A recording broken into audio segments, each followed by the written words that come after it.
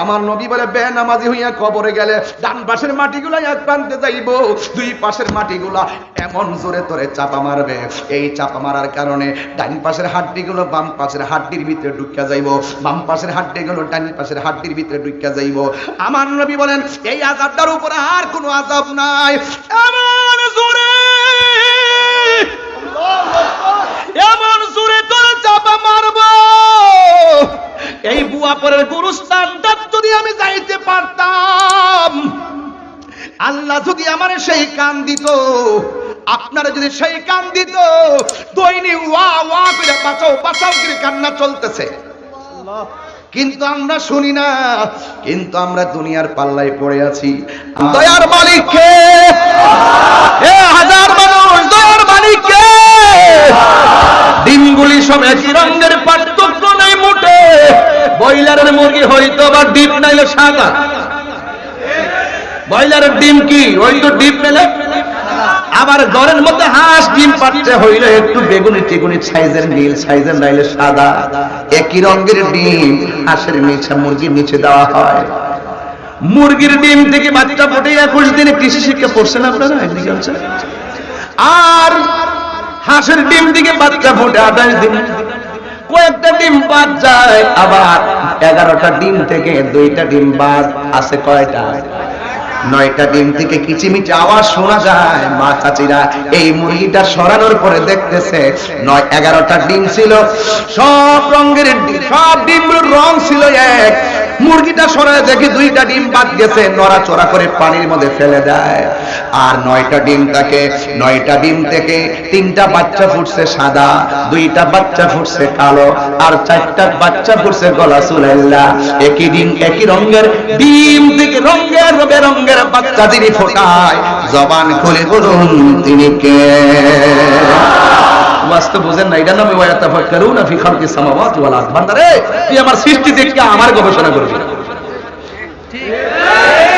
কাকে গবেষণা করব? তাহলে একই রঙের একটা জিহ্বা থেকে রঙের বেরঙের স্বাদ অনুভব করাই কে? আল্লাহ বলে বান্দা আমি মুখটার ভিতরে অনেক কিছু দিয়েছি, আমি আল্লাহ একটা কান দিয়েছি শোনার জন্য। সবচাইতে ফান্ডামেন্টাল ওয়ার্ড হলো এই জায়গার ভিতরে আমি আল্লাহ একটা কপাল দিছি। কপাল বান্দারে তোরা শয়তানের পাল্লাই পয়লা গুনাহ কইরা ফলাইবি, যেই দিকে বুঝতে ফলাইবি গুনাহটা করা ভালো হয় নাই। এই কপালটা যখন আমি আল্লাহর কদমে সিজদায় লাগায়া দিবি, আমি আল্লাহ রাব্বুল আলামিন তোর পাহাড় পরিমাণ গুনাহ সেকেন্ডে ক্ষমা করে দিব। আল্লাহু আকবার বলে।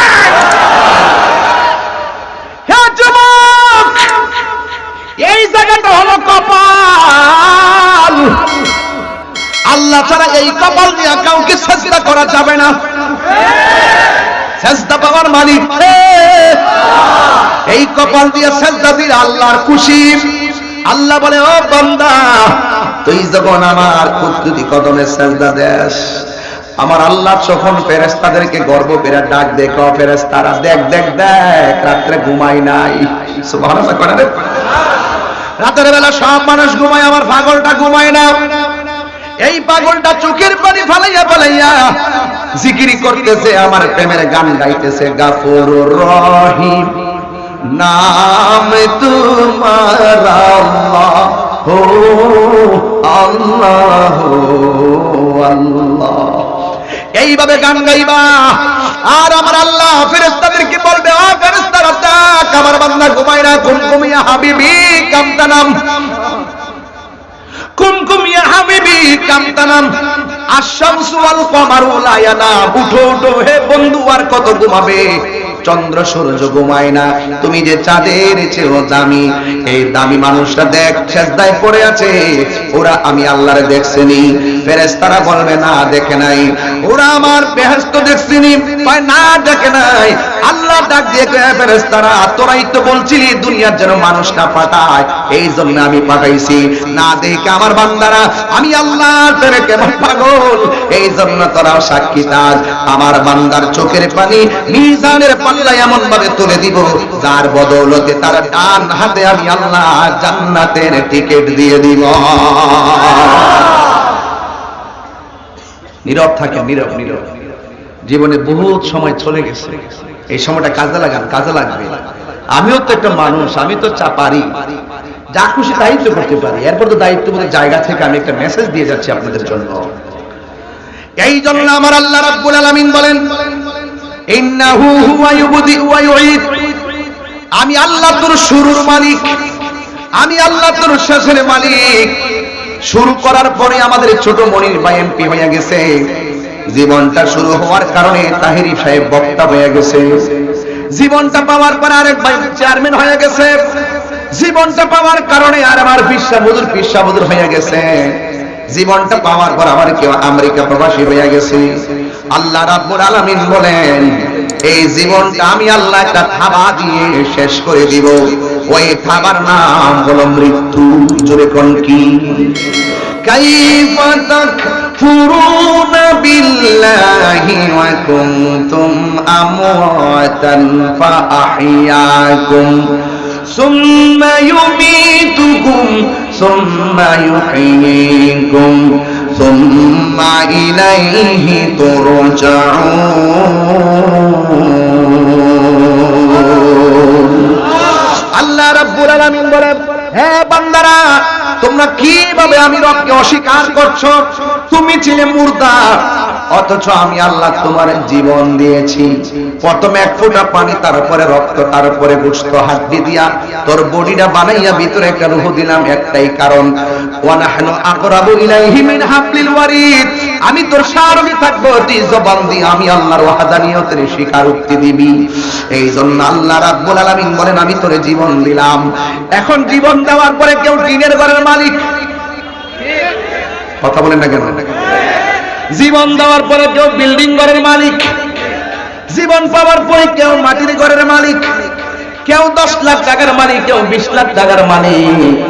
কিন্তু যুবক ভাইয়েরা আমার, জীবনটা দেওয়ার পরে আমি এত কিছুর মালিক হলাম, সব মালিকানা বন্ধ হয়ে যাবে মরণ নামক খাবার কারণে। কথা বলেন ঠিক কিনা? আরে বাবা, দাদার কথা মনে করেন না, নানার কথা মনে করেন না, চলে গেছে তো, আর আসবে? আর আসবে? আপনি তো মনে করছেন এটা কি জমিন নাকি মাঠ? এই জমিনের মালিকটা কই? 2-3 জন না? আপনিও আছেন? আপনার জমিন? আচ্ছা আচ্ছা, আপনার জমিন না?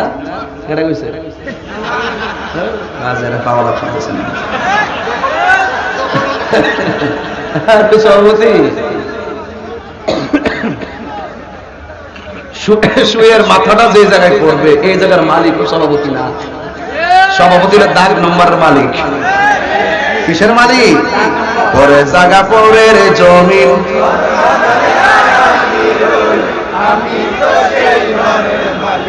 সভাপতি সাহেব বুঝ পাইছেন নি?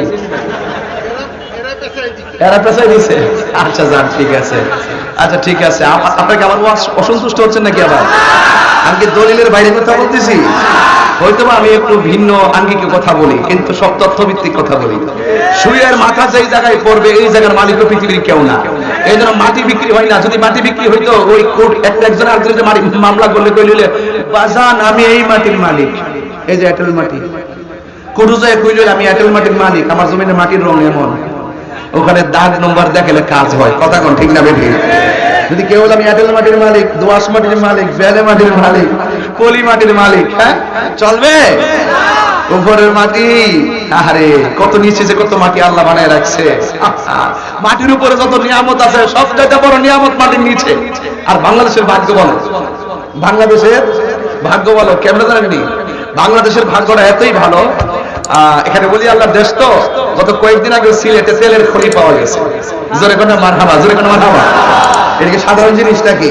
আর আমরা ব্রাহ্মণবাড়িয়া তো আসি, রয়েছি সার কারখানা জান্না ব্রাহ্মণবাড়িয়া, তাপ বিদ্যুৎ কেন্দ্র জান্না ব্রাহ্মণবাড়িয়া, ওই যে দেখেন না গ্যাস ব্রাহ্মণবাড়িয়া। মোটামুটি ভালো অবস্থানে আছি। কথা বলেন ঠিক না বেটে? তাহলে এটা কিন্তু আল্লাহর নিয়ামত। এটা কি আল্লাহর নিয়ামত? এই সারা বিশ্বটার ভিতরে মাটির নিচে, মাটির উপরে যত নিয়ামত আল্লাহ দেখতেছেন, আপনারা দেখতেছেন, এর চাইতে কোটি নিয়ামত হলো মাটির নিচে। জোরে বলেন সুবহানাল্লাহ। নাকি নাকি বিপদ হয়? এই মাটির নিচে সব নিয়ামত। এই জন্য বলেন না পরের কষ্ট হবে নাকি বললে আবার সকালবেলা নিয়ে ইউটিউব উল্টা পাল্টা ছেড়া দিয়েন না। আমার গেলে আপনারা কম করছেন না। পরে আমি আমার ধৈর্যের মাধ্যমে ভালোবাসা দিয়ে এই পর্যন্ত আগায় আসছি। কথা কোন ঠিক না? আমি পিছনে তাকাইছি না, আমি সামনে তাকাইছি। কথা কোন ঠিক না বেরি? আমি পাবলিককে একটা কথাই বলছি যে দেখো আমি ছোট হইতে পারি, আমি কালো হইতে পারি, চিকন হইতে পারি, আমি গরিব হইতে পারি, আমি তো একটা মানুষ, আমাকে তুচ্ছ তাচ্ছিল্য করো না। আর যদি তুচ্ছ তাচ্ছিল্য করেই থাকো তবে একটা কথা নোট করে রাখো, তুমি যদি আমাকে সাধারণ মানুষ মনে করে তুচ্ছ তাচ্ছিল্য করো, সৃষ্টি নিয়ে কখনো অবজ্ঞা করা যায় না। হোক সে বোবা, হোক সে কালো, হোক সে খাটো, হোক সে লম্বা, তাকে কোনো তিরস্কার করা যাবে না। এই চেহারা ডিজাইনার একজন জবান খুলে কন্তেরি কে? তুমি আমাকে যত তুচ্ছ মনে করে আমাকে ছোট মনে করতে পারো, কিন্তু আমি বারবার বুঝাইছি আমি ছোট হয়ে নগণ্য হতে পারি, আমি নিকৃষ্ট হতে পারি, কিন্তু মনে রেখো আমাকে ছোট হিসেবে ঘৃণা করো না। যদি ঘৃণাই করো তবে একটা কথা ডিকশনারিতে লিখে রাখো, 5 টাকার কলমও কিন্তু কোটি টাকার সিগনেচারে কাজে লাগে। আমি কিন্তু বুঝাই দিছি, আপনাদেরকে বুঝাই দিয়েছি, কারণ ভালোবাসা যেখানে শান্তি সেখানে আমার কোনো কিছু নাই, আমার সব নিকৃষ্ট, কিন্তু আমি যার কথা বলছি তিনি সর্বশ্রেষ্ঠ। কথা বলেন ঠিক কিনা? এই জন্য মাল্লাহুল মাওলা ফালাহুল কুল, যেই ব্যক্তি আল্লাহর হয়ে যায় পৃথিবী তার হয়ে যায়। আপনি বুঝেন না যে এমপি মোদি কি এমনি হয়েছে? ওনার প্রশ্ন করেন, দুইটা জিনিস উত্তর দিয়ে দিবে, তাহিরি ভাই আমি কিন্তু এমপি হয়েছি, অন্য কোনো জোরে হই নাই, একমাত্র আমার মায়ের দোয়ার কারণে এমপি হয়েছি। কিছু কিছু দোয়া লাগে জীবনে স্পেশাল, আমিও বলবো আমার কিন্তু কিছু নাই, আমার সাথে সুরকার অভাব নাই। দেখেন না আমি কোরআন হাদিস জানি না, যাই কিছু তেলাওয়াত করে, আমি কিন্তু কারিও না, হাফেজও না। আমার আম্মা আমার সালার মধ্যে বসায় কোরআন শরীফের সবক দিয়েছিল, আম্মার কাছ থেকে বিসমিল্লাহ বানান করা শিখছিলাম, আম্মার সুর দিয়ে শিখাই দিছে, আমি পড়ছি, আমার আব্বা তাসবিহটা পড়াইছে, এই এতটুকুই আমার শিক্ষা। আমি কারিও না, আমি হাফেজও না। আল্লাহর রহমতে যখন তেলাওয়াত করি মানুষে মনে করে আমি হাফেজ হই। 7 বছর নামাজ পড়াইছি, পরে 3 বছর পরে আর মনে করছে আমি যে হাফেজ না, 3 বছর পরে যাইয়া ধরা হয়েছে। ঠিক না বেটে? আমি কই নাই যে আমি হাফেজ, কিন্তু ওরা মনে করতো যে আমি হাফেজ। কথা কোন ঠিক নেই? এরপরে তো মানুষ হিসেবে ভুল হতেই পারে। তাইলে আমি একটা কথাই বলতে চাই, এই জমিনের মালিক কে? আমরা পাঠাইছে কে? একটু কোন না, তাহলে শান্তি লাগবো। পরে জায়গা পরের জমিন, আমি তো সে ঘরের মালিক নয়, বলো পরের জায়গা পরের জমিন,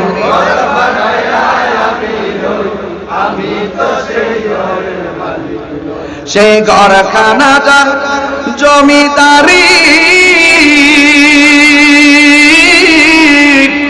আমি পাই না তাহার হুকুম জারি, সে ঘরখানা যার জমিদারি, আমি পাই না তাহার হুকুম জারি, আমি পাই না জমিদারের দেখা, আমি পাই না জমিদারের দেখা, মনের দুঃখ কারে কই?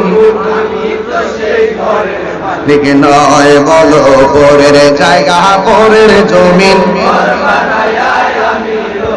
আমি তো সেই ঘরের মালিক নয়, জমিদারের ইচ্ছা মতো দেই না জমি চাষ, তাই তো ফসল ফলে না আর দুঃখ 12 মাস, জমিদারের ইচ্ছা মতো দেই না জমি চাষ, তাই তো ফসল ফলে না আর দুঃখ 12 মাস, আমি খাজনা পাতি ছবি দিলাম,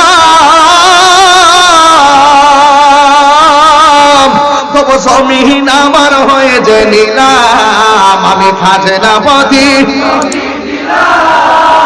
তবু জমিন আমার হয়ে যে নিলাম, আমি চলি যে তার মন জোগায়া, আমি চলি যে তার মন জোগায়া, দেখি না মিলে না সই, ঘরের মালিক নয়, বলুন ঘরের জায়গা পরের জমিন, আমি তো সেই ঘরের মালিক নয়, বলো পরের জায়গা পরের জমিন, মালিক নয়, জবান খুলে কোন মালিককে? আরে আমার জমিন নিয়ে তো গবেষণা করতেছি, আমি তো আমার না। আল্লাহ বলে কোরআন পড়লে কি কষ্ট হইব? তাহলে জবান খুলে কিছু যুবকরা মাঝে মাঝে উঠে, এদেরকে একটু ধরবেন আপনারা, এদেরকে যাইতে দিবেন না, ওরা বাইরে যায় ফেসবুক চালাইব, এদের এখানে থানায় রাখবেন। কথা কোন ঠিক না বেরি? মুরব্বীরা উঠলে ছেড়ে দিবেন, কথা বলেন ঠিক কিনা? আর ইমার্জেন্সি কোনো প্রবলেম হইলে তো এক আঙ্গুল দেখাইলে চলবো, সমস্যা নেই। আমি বুঝবো, আমি এত কঠিন না, আমার আদালত তো কঠিন না, আমি আগে ভালোবাসি তারপরে শাসন করি। দেখছেন না, এই 50 মিনিট কিচ্ছু বলি নাই, এখন কিন্তু বলা শুরু করছি। কিন্তু এখন সামনের সময় কিন্তু খুব কঠিন আসতেছে, কিন্তু একদম মনোযোগ হয়ে শুনতে হবে। আজকে থেকে ওয়াদা করে যেতে হবে, মিনিমাম কয়েক হাজার মানুষ নামাজের ওয়াদা করে যেতে হবে। আরে হাত তুলে বলো ঠিক কি না বলো। ওয়াজ শুনতে শুনতে আল্লাহু আকবার, নারে রিসালাত, ইয়া রাসূলুল্লাহ, আহলুস সুন্নাত ওয়াল জামাত জিন্দাবাদ জিন্দাবাদ, আল্লামা পীর উদ্দিন কৃষ্ণ তাহিরি সাহেবের আগমন শুভেচ্ছা স্বাগতম। এতে কি কইলো এখন? স্টেজে উঠছি 1 ঘন্টা 16 মিনিট হইছে, ওয়াক্তের বেলা আগমন। তুমি তো আমার পুরো হার রাত আটকে খেতে ব্যবস্থা করছো, এই সমস্ত স্লোগান দিও না। আমরা এমপির মধ্যে কিন্তু যাওয়ার সুযোগ আমরা পাইতাম না। আমি আর কিছুক্ষণ সামনে যাওয়ার পর ওয়াজ শেষ করবেন ইনশাআল্লাহ।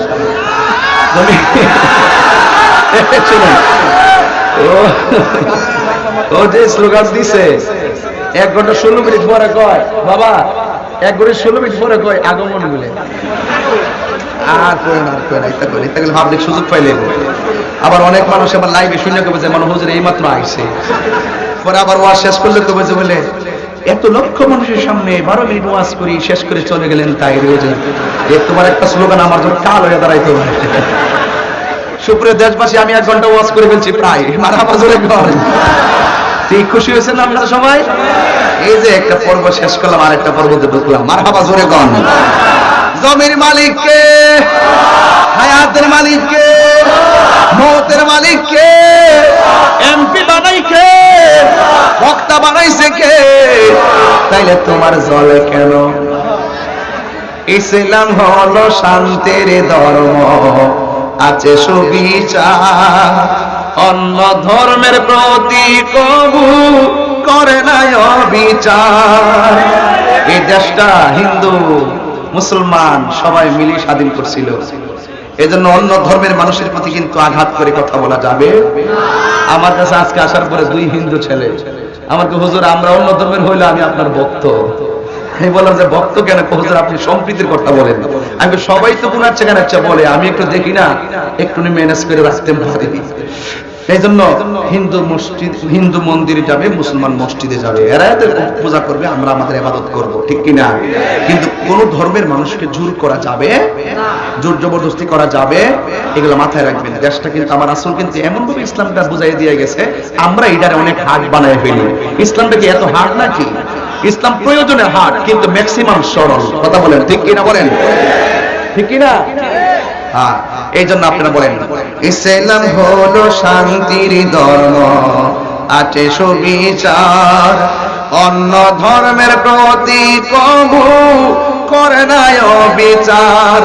মিলে মিশে থাকার কথা, মিলে মিশে থাকার কথা দিয়েছে নবী বলে, তোমার কেন জ্বলে রে বন্ধু, তোমার কেন জ্বলে?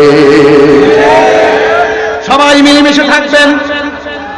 এই বাংলাদেশটা সবার। আমার আল্লাহ রাব্বুল আলামিন মায়া করে আমাদেরকে এত নিয়ামত দিয়েছে। আল্লাহ রাব্বুল আলামিন বলে, আমি আল্লাহ মৃত্যু নামক থাবা দিয়ে তোর জীবনের প্রদীপটারে আমি আল্লাহ নিভাইয়া দিব।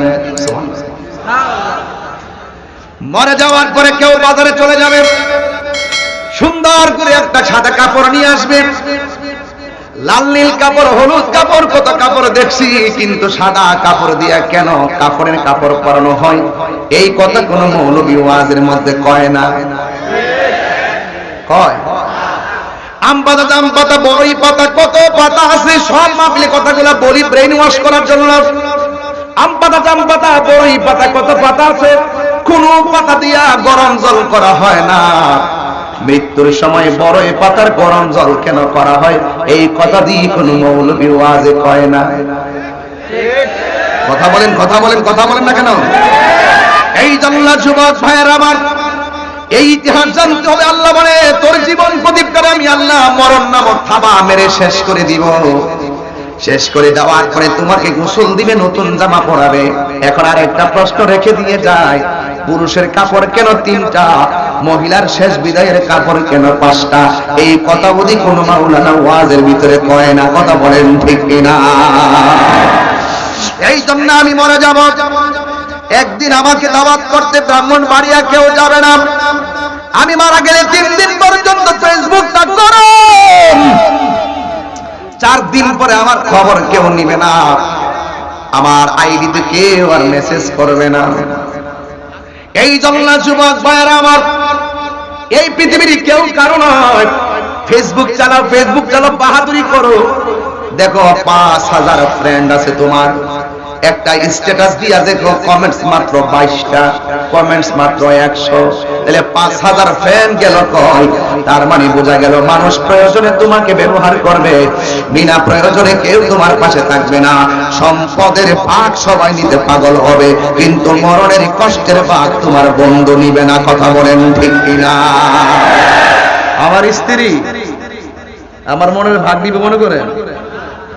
স্ত্রী এমন একটা সিল্লি মারবো, তাহিরি মরে গেলে গেছে গেল আমার স্বামী গেছে, এরপরে 4 মাস কোন রকম গণবো, আরেক পাশের মহিলায় কব কি করবে, হায়াত নাই গেছে, তোর জীবনকে এমনি চলবো।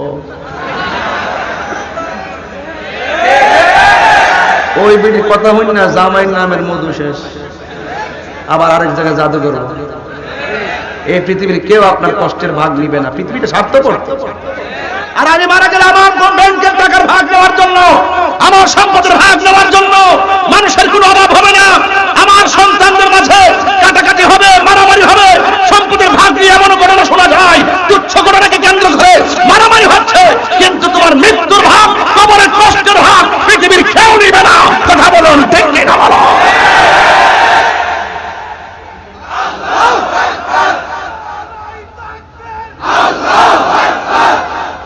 এর মুখদার কিছু হয় না। হ্যাঁ, নারায়ে তাকবীর কইেন শেষ, নারায়ে রিসালাত কইলে কি গুণ হইব? বেহুদ। লা ইলাহা ইল্লাল্লাহ মুহাম্মাদুর। আপনি আল্লাহর স্লোগানটা দিয়েছেন, নবীর স্লোগানটা দিতেন না? এটা কত হইল? আমরা কোন জায়গা নিয়ে ঠেয়াই দিছি দুনিয়ার, আর কোন আওয়াজ তো নাই। হ্যাঁ, কোথায় নিয়ে ঢুকাই দিলাম দিন এই মজলিসটারে? নারায়ে তাকবীর আর নাই। নারায়ে রিসালাত তো বলবেন, কথা কোন ঠিক কিনা? এখানে আমার নাম থাকবে, এমপি মহোদয়ের নাম থাকবে, চেয়ারম্যান সাহেবের নাম থাকবে, ওসি মহোদয়ের নাম থাকবে, এলাকার বক্তাদের নাম থাকবে, তাহিরির নাম থাকবে, জাহিরির নাম থাকবে, বাতিনির নাম থাকবে। আর যার নামের উপরে আলোচনা চলবো, শুধু একজনের স্লোগান থাকবো, ওই নবীর স্লোগান থাকবে না। এটার মধ্যে মনে হয় কিছুটা শূন্যতা। আজকে থেকে মনে থাকবো, এইগুলা নিয়ে হুজুররা ভাগ করছে। পাবলিক এই সমস্ত ভাগের মধ্যে পড়বেন না, পাবলিকে ওইটার মধ্যে পড়বেন যেটা আপনার বিবেকে সাড়া দেয়। আপনি কি মনে করেন নারায়ে রিসালাত বললে গুনাহ হবে? কথা কোন গুনাহ হবে? দিবেন লা ইলাহা ইল্লাল্লাহ মুহাম্মাদুর। একটা হলো ওয়াহদানিয়াতের স্লোগান, আর একটা হলো রিসালাতের স্লোগান। কথা বলেন ঠিক কিনা? রাগ করেন না। দেখো জিকির তোর তুই করতেছস, জিকির তোর ওয়াজের শুরুতে কইছি, আজ করুনি আজ করু মাস করুনি ওয়ালা তাক করুন। ওয়াজটা শান্তি মতো কত দিকটা বোঝা দিতেছে। এখানে কিছু ফুলাবান ঢুকছে উল্টা পাল্টা না। হ্যাঁ, বালা কথা কইছে, জিকির হবে কার? একজনের যন্ত্রের বাজা পাঠ করলে কোন তিনি কে? জিকির হবে ইনশাআল্লাহ, কিন্তু আমার ওয়াজটা তো বুঝতে হবে। বাবা জান, ওয়াজ তো বুঝতে হবে নাকি? তাহলে ওয়াদা করবেন তো ইনশাআল্লাহ আজকে থেকে ইনশাআল্লাহ কোরআন শরীফ পড়বেন তো ইনশাআল্লাহ, নামাজ পড়বেন তো ইনশাআল্লাহ, মাঝে মাঝে বাবা ট্যাবলেট খান। আমি কইছি না ওয়াজ শুরু করছি, সামনে আরো তুফান আইতাছে। সব গান জুটটা সাইজ করে নাম, কোন নেশা চলবে না। কথা বলেন ঠিক কিনা? কোন ধরনের বাবা ইয়াবা ফেন্সি গাঞ্জা চলবে না। কথা বলেন ঠিক কিনা? বলেন। মাননীয় প্রধানমন্ত্রী এই মাদককে জিরো টলারেন্স করেছেন। আমরা সে হাতকে আরো শক্তিশালী করতে, সমাজ থেকে যুব সমাজকে আমরা পরিশুদ্ধ সমাজে গঠন করতে মাদককে না বলতে হবে। যুব সমাজ যদি ঐক্যবদ্ধ হয়ে যায়, 24 ঘন্টার ভিতরে মাদকের গঠফাদার রাত দাফন হয়ে যাবে। কথা বলেন।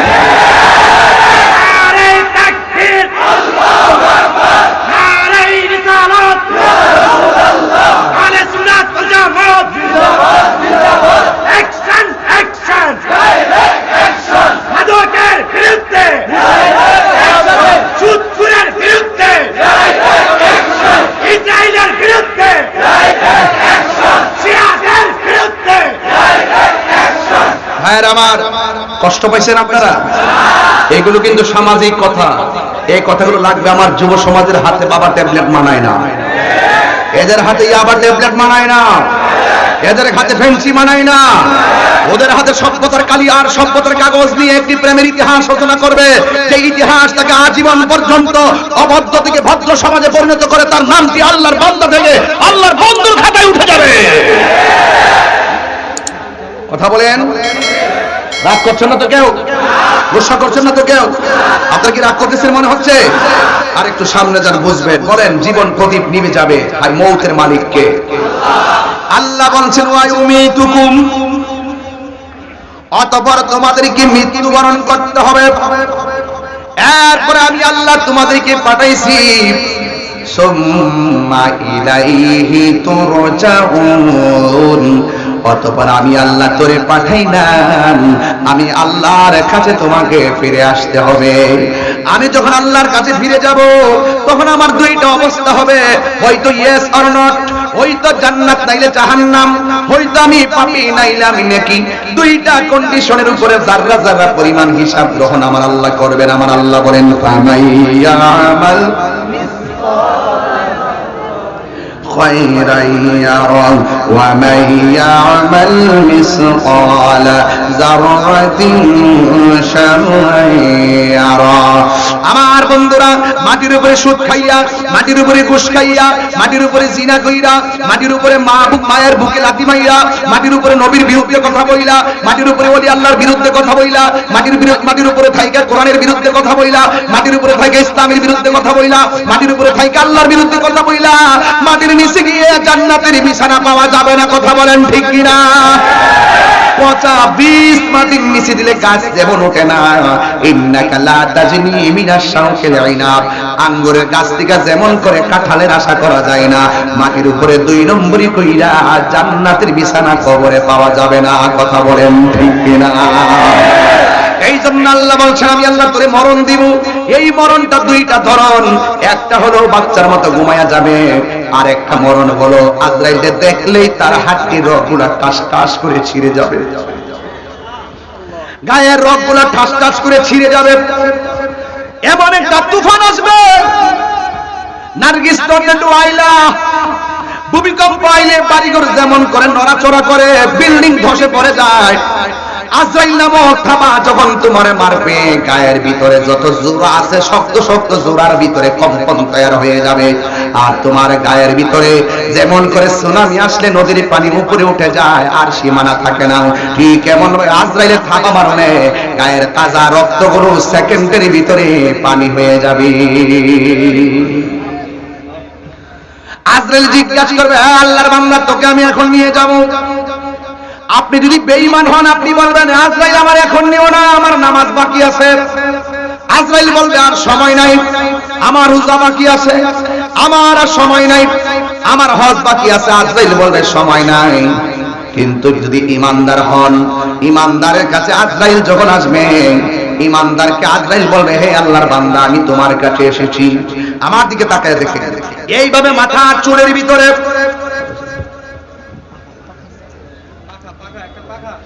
এইভাবে মাথার উপরে আজরাইল তার 5টা আঙ্গুল দিয়ে এইভাবে মাথার চুলগুলো আশ্রয়বে। সুবহানাল্লাহ বলবেন না? ইমানদারের মাথার চুলের ভিতরে এমন ভাবে আশ্রয়বে, আশ্রানোর পরে ইমানদার একটা গুম গুম ভাব আসবে। নাতি যখন নানার মাথার মধ্যে চুল আশ্রায়, তখন গুম গুম লাগে, পিঠের মধ্যে খাইজে দিলে বড় গুম গুম লাগে। আজরাইল ইমানদারের কাছে আইসা আজরাইলের আঙ্গুল দিয়া মাথার চুলের মধ্যে এইভাবে আশ্রয়া দিবে, আর কানের কাছে মুখটা লাগাইয়া বলবে, হে আল্লাহর বান্দা, আমি এসেছি, আপনার রূহটা একটু করে নিয়ে যাব, সময় হয়ে যাচ্ছে। ইমানদার বলবে, আর দেরি করবেন না, এই দুনিয়া আমার ভালো লাগে না। ও যুবক ভাইয়ের আমার, দুনিया के लिए आखिरत बर्बाद ना करो, किसी इंसान को खुश करने के लिए अल्लाह को नाराज ना करो। दुनिया दुनिया কইরা আখিরাতকে বরবাদ করা যাবে না। দুনিয়ার কোন মানুষকে খুশি করতে যাইয়া আল্লাহকে বেজার করা যাবে না। এই জন্য ইমানদাররা সব সময় মরণের জন্য প্রস্তুত থাকে। ইমানদাররা দুনিয়াটারে জেলখানা মনে করে। ইমানদার বলবে, হে আজরাইল, আমার আর দেরি করি না, এই দুনিয়া আমার ভালো লাগে না, এই দুনিয়ার মোহ আমার ভালো লাগে না। ও আজরাইল, আমি অপেক্ষা করছিলাম তুমি কখন আসবা?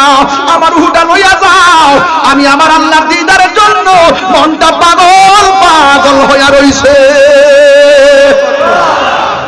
যেই মাত্র আজরাইল তার রূহটা নেওয়ার জন্য তার মাঝে হাতটা বাড়ায় বলবে, আল্লাহর বান্দা আমি তোমার রূহটা মুখ দিয়ে নিতাম চাই, কই দিতাম না, কই কেন? কই এই জবান দিয়ে আল্লাহর জিকির করতে করতে আমি দুনিয়া থেকে বিদায় হতে চাই, তাইলে তোমার কান দিয়ে আমি নিয়ে যাব। কই না না না, আপনজন আমাকে তালকিন দিবে, আপনজন আমার কানের কাছে কালিমা পড়বে, আমি নিজের কান দিয়ে কালিমাটা শূন্য জবান দিয়ে পড়তে চাই, তাইলে তোমার চোখ দিয়ে আমি রূহটা নিতে চাই। ইমানদার বলবে, না না, এই চোখ দিয়ে রূহ নিতে দিতাম না, এই চোখ দিয়ে আমি আমার নবীর দিকটা দিকটা মৃত্যু হতে চাই। এই চোখ দিয়ে আমি নবীর দেখা শেষ বিদায় হতে চাই। এবার আপনারা জবান খুলে কোন, এটা কি ইমানদারের গায়ের জোর না ইমানের জোর? ইমানের জোরের কাছে আজরাইল কিছু না। আল্লাহরে ডাক দিয়া বলবে, আল্লাহ তোমার বান্দা তো মুখ দিয়া রূহ নিতে দেয় না, কান দিয়া রূহ নিতে দেয় না, চোখ দিয়া রূহ নিতে দেয় না। আল্লাহ বলে, হে আজরাইল, তোমার হাতের তালুর ভিতরে আমি আল্লাহর ইসমে জাতের নামটা লেখো, আল্লাহ। এই আল্লাহ নামটা লেখা তুমি তার কাছে যাও। আজরাইলের হাতের তালুর মধ্যে আল্লাহ নামটা লেখা ইমানদারের কাছে এই বুয়া পরে পাঠাইতে পারে, অথবা কাটাইলেও পাঠাইতে পারে, টাঙ্গাইলেও পাঠাইতে পারে। যেখানে ইমানদার হবে সেখানেই প্রেমের খেলা হবে। কথা বলেন ঠিক কিনা? এবার আজরাইলকে আল্লাহ বলছে, তোমার হাতের তালুর মধ্যে আমি আল্লাহর নামটা লেখা তুমি যাও। আর আজরাইলে আল্লাহ নামটা লেখা ইমানদারের বাড়িতে রওনা দিল। ওই দিক দিয়ে আমার আল্লাহ জান্নাতের একটা ফেরেশতারে ডাক দিয়ে কয়, এ ফেরেশতা, আমার প্রেমিকের রূহ কবজ করা হবে, তুমি জান্নাত থেকে একটা সাদা কাপড় নিয়ে যাও, আর হাতের মধ্যে একটা সেন্টের বোতল নিয়ে যাও, আতরের বোতল নিয়ে যাও, আর নিয়ে আমার প্রেমিকের চোখের সামনে যতটুকু চোখটা যায় এমন দূরে তুমি কাপড় নিয়ে বৈশা থাকবা। এমন একটা সাদা কাপড়, দেখেন খেয়াল করেন, এমন একটা সাদা কাপড় নিয়ে এই বুয়া পরিমানদারের সামনে ওই গড়ার সামনে বসে থাকবে।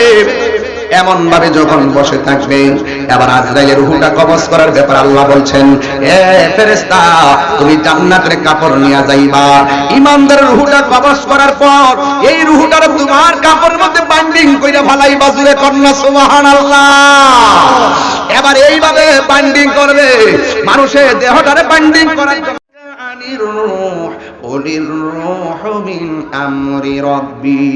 আল্লাহর আদেশে রূহ বের হয়ে যাবে। এই রূহটা যখন বের হয়ে যাবে, আল্লাহ রাব্বুল আলামিনের পক্ষ থেকে আজরাইল আসলো ঘরের ভিতরে, আর ওই জান্নাতি ফেরেশতা ঘরের দরজার মধ্যে কাফন নিয়ে বসে আছে রূহটা বাইন্ডিং করার জন্য। এইভাবে আজরাইল যখন রূহটা ধরতে আসবে, আর আল্লাহর নামটা ইমানদারের চোখের সামনে ধরলো, যে যেই নামের উপরে পাগল ইমানদারে যেই মাত্র আল্লাহর নামটা দেখবে, ওই ব্যক্তিটা মরণের ঘাটে আল্লাহর নামের উপরে ফানা হয়ে যাবে। আল্লাহ বলেন, হে আজরাইল, এই মুহূর্তে তুমি রূহটা কবজ করে নাও। ছোট্ট বাচ্চা মায়ের স্তন থেকে যেমন করে ঘুমায়া যায়, এমন ভাবে ইমানদার ঘুমায়া যাবে, ইমানদার ঘুমায়া যাবে। আজরাইল আলাইহিস সালাম রূহটাকে বের করে নিয়ে যাবে। ছোট্ট বাচ্চা যেমন করে টের পায় না, ইমানদারের রূহটা কবজ হয়ে যাবে, যারা পরিমাণ টের পাবে না। জোরে জোরে কি আল্লাহু আকবার বলা যাবে না? এরপরে জান্নাতের ফেরেশতা এই রূহটারে কাপড়ের ভিতরে ঢুকাইব, ঢুকায়া আসমানের দিকে একটা উড়াল দিব। আপনারা কি চান না আপনার রূহটা জান্নাতের ফেরেশতা বাইন্ডিং করুক? এইভাবে বডির ভিতর দিকে রূহটারে বাইন্ডিং করে আসমানে উড়াল দিব। প্রথম আকাশে যাওয়ার পরে প্রথম আকাশের ফেরেশতা বলবে, হ্যাঁ ফেরেশতা, তুমি যাওয়ার সময় এত সুঘ্রাণ ছিল না, হঠাৎ করে কেন তোমার মাঝে এত সুঘ্রাণ দেখা যায়? ফেরেশতা বলবে, ফেরেশতা, আমার ঘ্রাণ কেন আসছে জানোনি? আজকে এমক এলাকার এমক ইমানদারের রূহটা আমি বাইন্ডিং করে এনেছি, ওই রূহ থেকে এই ইমানদারের এই রূহ থেকে এই ঘ্রাণ আসতেছে। সাথে সাথে ইমানদারকে ওই আসমানি ফেরেশতা সালাম দিবে, দ্বিতীয় আসমানে গেলে সালাম দিবে, তৃতীয় আসমানে গেলে সালাম দিবে, চতুর্থ আসমানে গেলে সালাম দিবে, পঞ্চম আসমানে গেলে সালাম দিবে, ষষ্ঠ আকাশে গেলে সালাম দিবে, সপ্তম আকাশে গেলে সালাম দিবে। এমন ভাবে সালাম দেওয়ার পরে আল্লাহ রাব্বুল আলামিন বলবে, ফেরেশতার সামনে যাইস না, আমি আল্লাহ এই ইমানদারের রূহটাকে রাখার জন্য আমি আল্লাহ একটা বাড়ি বানায়া দিব। এই আওয়াজে মানি না, জোরে কর না, সুবহানাল্লাহ কর না। কি বানায়া দিব? বাড়ি বানায় দিব কোরআন শরীফের ভাষা। সেই বাড়ির নাম হলো ইল্লিন। কথা কোন ঠিক কিনা বলেন? ওই জায়গার ভিতরে ইমানদারের রূহটাকে রেখে দিবে। আর এদিক দিয়ে বুয়াপুরের ইমানদার মানিক মিয়া যদি ইমানদার হতে পারে, ওই ইমানদার যদি আব্দুর রহমান মিয়া ইমানদার হতে পারে, ওই ইমানদারের বডিটারে বাইন্ডিং করার জন্য বাজার থেকে সাদা কাপড় আনবে আর গরম জল করবে, এমন ভাবে গরম জল করবে কসকু সাবান দিয়া বডিটারে দৌত করবে। আজকে মানুষ মারা গেলে দোয়ার মানুষ পাওয়া যায় না, কিছু কিছু মুরব্বী ধুইতে আসে, কিন্তু অনেকে ধুইতে চেষ্টা করে না। যেমন আমি যদি কোনো লাশ ধুইতে দেখি, আমি নিজে পর্দার ভিতরে যাই আর নিজে পানি দেই, আবার নিজে পেটটার মধ্যে এমনি বসাইয়া চাপা দেয়। নিচে দিয়া যদি কোনো ময়লা টয়লা আসে, পায়খানা আসে, মলমূত্র আসে, আমি নিজে টিস্যু দিয়া পরিষ্কার কইরা দেই। কিন্তু আমার দেশে এটারে অনেকে ঘৃণা করে, আরে ময়লা আসতেছে আমি কেমনে হাত দিয়া ধরমু, আরে ভাই আজকে এই মেয়ার ময়লা আসতেছে, 2 দিন পরে যে তুমি লাশ হইবা মনে আসেনি। আজকে তুমি যদি আরেকজন ভালোবাসা যদি গোসলখানায় যাইয়া তুমি যদি তার ময়লাগুলা পরিষ্কার কইরা তারে গোসলের কাজে শরীর থাকো, তুমি যদি মৃতের খাট তারে কান্দের মধ্যে লইয়া 40টা কদম দাও, আমার নবী বলে 40টা কদমের বদলতে আমার আল্লাহ রাব্বুল আলামিন তার 40টা কবিরা গুনাহ মাফ করে দিবে। কেহ লইল আতর লোবান, কেহ লইবে জল, কেহ লইল বড়ই পাতার নয়ন জলে বুক বাসে রে, কান্দে হায় হায় রে সবাই হায় হায় রে। মা কান্দে, বাবা কান্দে, কান্দে আপনজন, মা কান্দে, বাবা কান্দে, কান্দে আপনজন, কান্দিয়া কান্দিয়া জনম বিদায় তোমায় দিবে রে, কান্দে হায় হায় রে সবাই হায় রে। একটা জবানও বন্ধ রাখবেন না, না জানি কোন দিন বাসের জারের বাসা আমার জন্য রেডি হয়ে যায়, না জানি কোন দিন বুয়াপুরের সাদা কাপড় আমার জন্য রেডি হইয়া যায়। এই মুহূর্তে আমি যদি টান দিয়ে স্ট্রোক করে মারা যাই, আমাদের এমপি ভাই বলবে তাড়াতাড়ি যাইয়া লাশবাহী গাড়িটা লইয়া তাহির সাহেবের বাড়িতে পাঠাইতে হবে। এই কথা আর তিনি বলবেন না, বলবে লাশটারে বাড়িতে পাঠাইতে হবে। আমার ফ্রিজবাহী গাড়িটা আমার বাড়িতে যাওয়ার পর সবাই বলবে লাশটা রাত্রে বেলা ঘরে ঢুকাইস না, ঘরের সামনে লাশটারে রাখ, আমার সামনে একটা চাটারির মধ্যে শোয়াইয়া দিব, আমারে নিতর দেহটা শক্ত হইয়া পইরা থাকব, মানুষ একের পর এক আমারে দেখতে আসবে।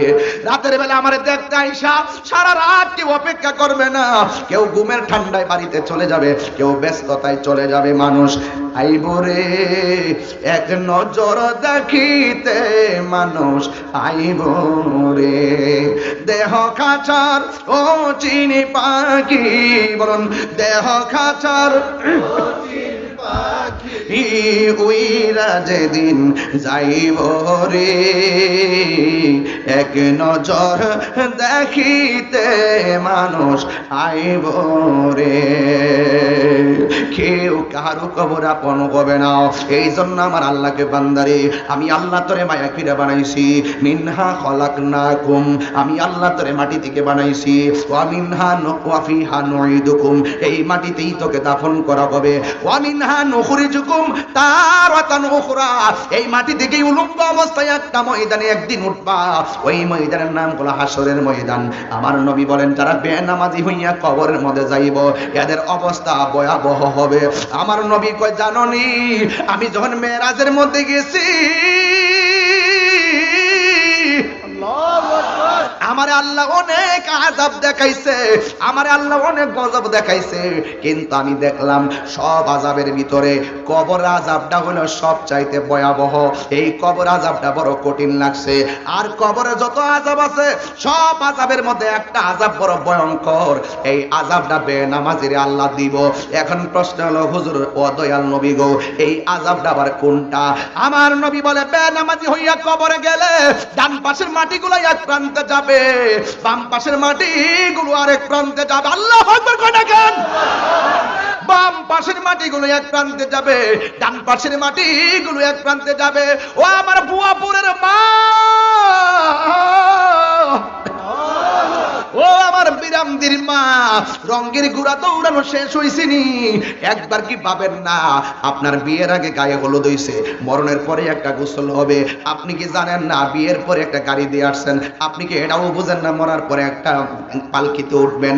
আপনি কি এটা বুঝেন না মরার বিয়ের সময় আপনার সাথে অনেক বরযাত্রী ছিল, কিন্তু মরার পরে আপনার জন্য একটা যাত্রী আসবে জানাজা দেওয়ার জন্য? আপনি কি এটা জানেন না পাশের ঘরে একটা ছোট্ট রুমে ঢুকাই দিছে আপনারে? এটাও কি বুঝেন না মরার পরে এমন একটা ঘরের মধ্যে ঢুকাইয়া দিব? এই জন্য আসল নায়ক হইল অন্ধকার কবর। কথা বলেন ঠিক কিনা? একটু মিলাই দেখেন ঘটনাটা কি। মাথা যদি ঠিক থাকে তাহিরি কথা উড়াইয়া ফেলে দেওয়ার মতো একটা রাস্তাও নাই। যেই কোনো মুহূর্তে আজকে মরে গেলেই তো আমার কথাগুলোর আনুষ্ঠানিকতা শুরু হয়ে যাবে। কথা বলেন ঠিক কিনা? এই জন্য আমার যুবক এমন ভাবে তারে মরণ গোসল টোসল দিব। গত কয়েকদিন আগে রবিউল আউয়াল মাসে আমি গেলাম চট্টগ্রাম আমির ভান্ডার দরবারে। যাওয়ার পরে একটা হিন্দু আমার কাছে কালিমা পড়া মুসলমান হয়েছে। পাইছেন না? পান নাই? আমি সব মাহফিলে কথাটা বলি, এমন ভাবে আমরা গোসল দিয়া টিয়া বিদায় হয়ে যাবে। যদি প্রশ্ন করি ভাই তুমি কেন মুসলমান হয়েছো, একটা মেয়ে হিন্দু থেকে মুসলমান হয়েছিল। এই মেয়েটা বলছিল আমি হিন্দু থেকে মুসলমান হয়েছি একটা কারণে, আমার আম্মার যখন পুরাইতে নিছে, আমার আম্মার বডি পৃথিবীতে কেউ দেখে নাই। আমার আম্মা অনেক অনেক পর্দা করে চলতো, হিন্দু হলেও পর্দা করে চলতো। আমার আম্মা খুব হিসাব করে চলতো, বাহিরি মানুষ আমার আম্মার পিঠ দেখে নাই। কিন্তু আমার আম্মা যখন মারা গেল, মারা যাওয়ার পরে বাবা আমি দেখলাম লাকড়ির উপরে মারে শোয়াইলো। মারে যখন আগুনটা লাগাইয়া দিল, বডির কাপড়টা পুড়ে গেল, চোখের পলকে বডিটা ওপেন হয়ে গেল। আবার উপর দিকটা লাকড়ি দিয়া যখন পাটা বাঁকা হয়ে গেছে, লাঠি দিয়া বাইরে আমার আম্মার পাটা সোজা করছে। ওই সময় যখন আমার মার দৃশ্যটা দেখলাম, মুসলমানদের বিদায়ের আনুষ্ঠানিকতা মনে হয়ে গেল। মুসলমানরা কত মায়া কইরা তারে গোসল দেয়, নাক দিয়া যেন পানি না ঢুকে তুলা ঢুকাইয়া দেয়, কান দিয়া যেন পানি না ঢুকে তুলা ঢুকাইয়া দেয়, সাবান দিয়া কত সুন্দর করে গোসল দেয়, আবার সুন্দর জামা কাপড় পরে কি সুন্দর করে কবরে নেয়, লাফ মেরা ফালাই না আস্তে করে নিয়ে কবরে শোয়া দেয়। আবার মাটি চাপা দেয় না, উপর দিক দিয়া বাঁশ গোলা দেয়, আবার চাটি গোলা দেয়, যেন ফাঁক দিয়া কোনো মাটি তার বডির উপরে না মরে। এমন মায়া মায়া রে মায়া, এত সুন্দর মায়া। আমি যে মুসলমান হয়েছি ওয়াদের শুরুতে কইয়া গেছি, আল্লাহ আমরারে কত মায়া করছে। আমরা যে কোরআনটা পাইছি আল্লাহ কত মায়া করছে। আমরা যে নবীরে পাইছি উইদাউট অ্যাপ্লিকেশন এন ইল্লা রিসালা, বিনা দরখাস্তে আমরা যে নবীর উম্মত হতে পেরেছি, আমরা যে কত মায়া কইরা আল্লাহ আমরারে বানাইছে। বন্ধুরে বন্ধুরে, আমার নবী বলে বেনামাজি হইয়া কবরে গেলে ডান পাশের মাটিগুলা এক প্রান্তে যাইব, দুই পাশের মাটিগুলা এমন জোরে তোরে চাপা মারবে, এই চাপা মারার কারণে ডান পাশের হাড্ডিগুলো বাম পাশের হাড্ডির ভিতরে ঢুকিয়া যাইব, বাম পাশের হাড্ডিগুলো ডান পাশের হাড্ডির ভিতরে ঢুকিয়া যাইব। আমার নবী বলেন এই আযাবটার উপরে আর কোনো আযাব নাই। এমন জোরে এমন জোরে তোরে চাপা মারব, এই বুয়াপুরের গুরুস্থানটা যদি আমি যাইতে পারতাম, আল্লাহ যদি আমার সেই কান দিত, আপনারা যদি সেই কান দিত, দৈনিক ওয়া ওয়া করে বাঁচাও বাঁচাও করে কান্না চলতেছে, কিন্তু আমরা শুনি না, কিন্তু আমরা দুনিয়ার পাল্লায় পড়ে আছি। আমিও তো গত 4 বছর আগে আমার আব্বারে নিজের হাতে বালতি পুরাইয়া পানি নিয়া নিজে আমার আব্বারে গোসল দিছি, নিজে গোসল দিয়া নিজে কবরটার মধ্যে নামাইছি। আমার আব্বার আমি বিদায় করছি, না জানে কোন বাবাটা তার বাপের বিদায় করছে, না জানি কোন ভাইটা তার মারে বিদায় করছে। ওই বাপটা ঘরের মধ্যে নাই, এই বাপটা কিন্তু আমারে বোঝাইয়া দিয়ে গেছে, দেখলে দেখ ব্যস্ততে নামাজ ছুটতে গেলে কিন্তু নামাজটা আদায় করে নিবি। ওয়াজ মাহফিলে থাকো, গাড়িতে থাকো, মাঝে মাঝে ঘুমায় যাস, সুযোগ থাকার পানি থাকে না, এবং বিভিন্ন সময় বিভিন্ন নিরাপত্তাহীনতায় ভোগস, কিন্তু যখনই সুযোগ পাবি বাসায় এসে নামাজটা আদায় করবি। এই জন্য যুবক, আমার এই আশার বাসার কথাগুলো এখন আর আমারে কেউ বলে না। আমি আমার আব্বারে 4 বছর আগে কবরের মধ্যে নামাই দিয়েছি। আমার নবী বলে দেখ রে, এই দুনিয়ার ভিতরে যারা মা বাপরে কষ্ট দিবি, দুনিয়ার ভিতরে তুই শাস্তি পাবি, মরার পরেও আবার শাস্তি পাবি, কবরের ভিতরেও শাস্তি পাবি। একটা মাত্র জায়গা, এই মা বাপরে কষ্ট দিলে দুনিয়া তো ভুগবে, আখিরাত তো ভুগবে। ও যুবক, আমি তোমারে কইয়া যাই, তাহিরি ওয়াজ যদি 1 মিনিটের জন্য ভালো লাগা থাকে, পায়ে দইরা দিয়া যায়। দুইটা মানুষে কোনোদিন চোখের পানি ফালায় কান্দায়ও না। যদি কান্দাও কবরে গেলে উপায় থাকবে না, মরণের ঘাটে উপায় থাকবে না। আমার নবী বলে, ও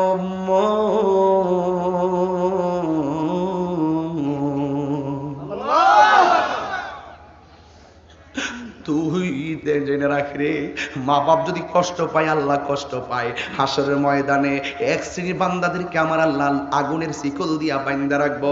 জিগাইবো, আল্লাহ কেডাইডি? কই এগুলা দুনিয়ার ভিতরে মার মনে কষ্ট দিত, আবার কবরের ভিতরে যখন দুইটা মাটি চাপা মারবে, ও আল্লাহ এরা কেন শাস্তি পায়? কই এরা বেনামাজি চলতো। এই জন্য আল্লাহ বলছে, ওয়াকাদা রাব্বুকা আল্লাহ তা'বুদু ইল্লা ইয়াহু, আল্লাহ ছাড়া কাহারও ইবাদত করা যাবে না।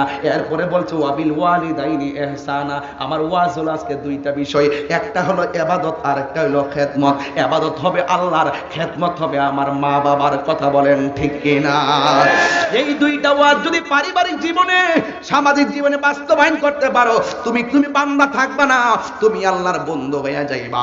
এই জন্য যুবক ভাইয়ের আমার, আর বেশি লম্বা করব না, তবে একটা কথা বইলা দিয়া যায়, জানি না কার জানে আমার মতো বাবা হারাইছে, কে জানে আবার কার মতো মা হারাইছে। আমার আম্মার আজকে ফোন দিয়া কইলাম, আম্মা আমি তো মাহফিল থেকে টাঙ্গাইল যাইতেছি, আম্মাকে ফুট যাও, আমার হাতটা দিয়ে ঝিমঝিম করতেছে। তখন আমি ফোনটা রাখিয়া বড়টা দুর্বল হয়ে গেছে, কোন সময় বাড়ির মধ্যে যাবো। এই জন্য এই পৃথিবীতে বাবা এমন একটা বট গাছ, যে এই গাছটার নিচে সারাদিন দৌড়াইছি, ছায়া লাগে নাই। এই বাপটা চলে গেছে, এখন বোঝা যায় সিদ্ধান্ত নিতে কত ভুল করি। এই আমার বন্ধু, মারে কষ্ট দিও না। মার পেটে যখন আমি ছিলাম 8 মাস 9 মাসের কালে, মার দিন কাটে না, রাত কাটে না, ঘুম আসে না। পাশের বাড়ি 4-5 জন মহিলা ডাইকাই না গল্প করে। হঠাৎ করে মা কথা বলতেছে, গল্প করে সময় কাটাইতে আসছে। মা হঠাৎ করে চোখের মধ্যে দর দর করে পানি পড়তেছে। পাশের বাড়ির মহিলা বলে, তুমি আমার ডাইকে আনছো গল্প করার জন্য, তুমি হঠাৎ করে কেন চোখের পানি ফালাইয়া কাঁদতেছো? তখন মা সেই দিন বলছিল, ও প্রতিবেশী মা, ও প্রতিবেশী বোন, আমি কান্দি কেন জানোনি? তোমরা কি জানো না, আমার পেটের ভিতরে 8 মাসের বাচ্চা। আমি যখন কথা বলতেছি তখন একটু পেটটা শান্ত ছিল, যখন আমি কথা বলা শুরু করছি গো বোন, আমার পেটের বাচ্চা এমন জোরে আমার একটা লাথি মারছে, এই লাথিটা খাইয়া আমি আর সহ্য করতে পারি নাই, এই জন্য চোখের পানি ফালায় কাঁদতেছি।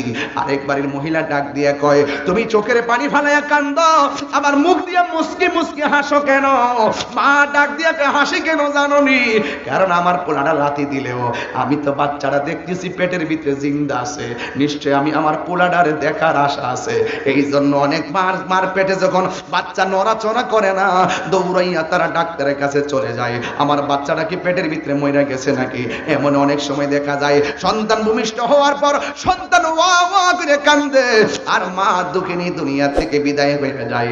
এই জন্য আমার নবী, আপনার নবী বলেছেন, কোন মা যদি, কোন মহিলা যদি ডেলিভারির কেসে মারা যায়, ওই সময় যদি মহিলাটা মারা যায়, আমার আল্লাহ তার মর্যাদা এমন ভাবে বাড়ায়া দেয়, আমার আল্লাহ ওই মহিলাটারে ওই শহীদের মর্যাদা দান করে দেয়।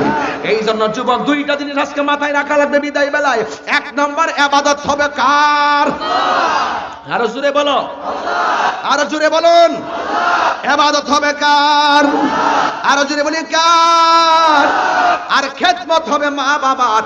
বাবারে কোনোদিন কষ্ট দিয়ে, এই বুড়া বাপটা ফুটফুট করতে করতে, ফুটফুট তো বুঝতেন না, ছেলে আর কি, ফুটফুট করতে করতে জীবনটারে ফানি করে ফেলাইছে।